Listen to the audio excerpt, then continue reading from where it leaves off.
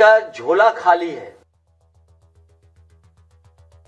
और यूपी के बाद अब बात करेंगे उत्तराखंड की, जहां पर आज राज्य का बजट पेश हुआ है। उत्तराखंड की धामी सरकार ने आज बजट पेश किया है और वित्त मंत्री प्रेमचंद अग्रवाल ने 1 लाख करोड़ से ज्यादा का बजट पेश किया। बजट में गरीब कल्याण, युवा, महिला, अन्नदाताओं पर खास फोकस किया गया। उत्तराखंड के इतिहास में पहली बार राज्य का वार्षिक बजट 1 लाख करोड़ रुपए से ज्यादा का पेश किया गया।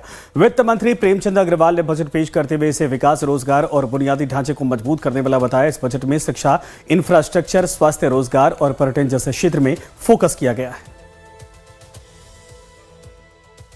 मेरा मानना है कि ये बजट हमारी प्राथमिकताएं और हमारे संकल्पों को पूरा करने का पूरा विजन प्रस्तुत करता है और हमारी सरकार की जो अर्थ को लेकर, वित्त को लेकर जो रोड मैप है, जो भविष्य की योजनाएं हैं, उसको भी प्रस्तुत करता है। ये हमारे लिए अत्यंत गर्व का विषय है कि राज्य निर्माण के इस रजत जयंती वर्ष में हमारे राज्य का जो बजट का आकार है वो उसने 1 लाख करोड़ को पार किया है, जो पिछले वर्ष की तुलना में लगभग 13% अधिक है। हमने इसमें इकोलॉजी, इकोनॉमी, इनोवेशन, इंक्लूसिव और सस्टेनेबल डेवलपमेंट के साथ साथ टेक्नोलॉजी और अकाउंटेबिलिटी के व्यापक फ्रेमवर्क को ध्यान में रखते हुए इस बजट को बनाया है।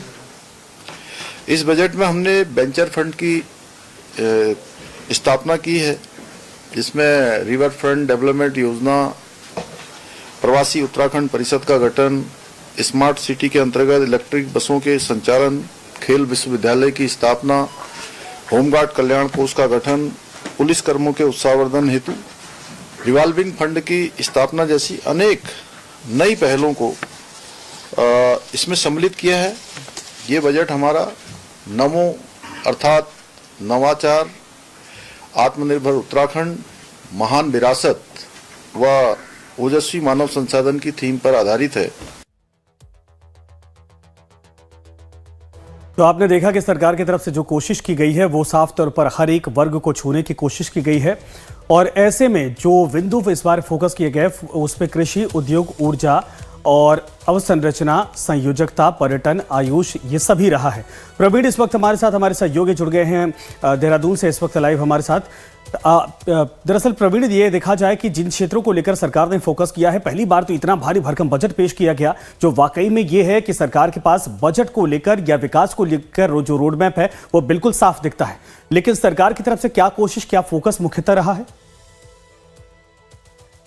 देखिए, निश्चित तौर पर चूंकि राज्य रजत वर्ष यानी 25वें वर्ष में प्रवेश कर गया है और पिछले दिनों जब प्रधानमंत्री यहाँ पर आए थे तो उन्होंने कहा था कि उत्तराखंड का अब जो है विकास के क्षेत्र में तेजी से यहाँ पर गंगा बहेगी और उसको इसमें देखा भी गया है। बजट का आकार बढ़ाया गया, 1 लाख के पार ये बजट चला गया है। 1,01,175 का बजट, करोड़ का बजट है ये।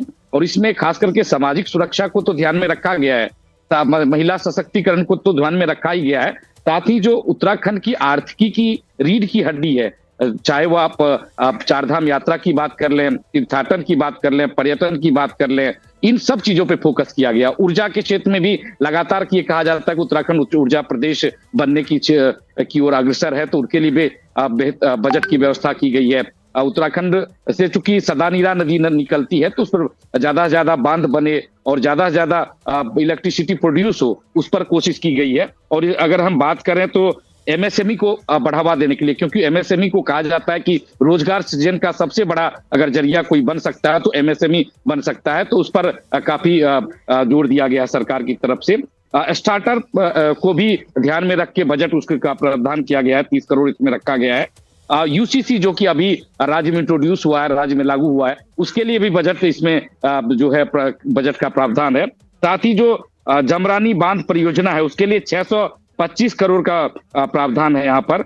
इसके अलावा लखवार ब्यासी परियोजना जो कि जल विद्युत परियोजना है, 85 करोड़ की इसमें व्यवस्था की गई है।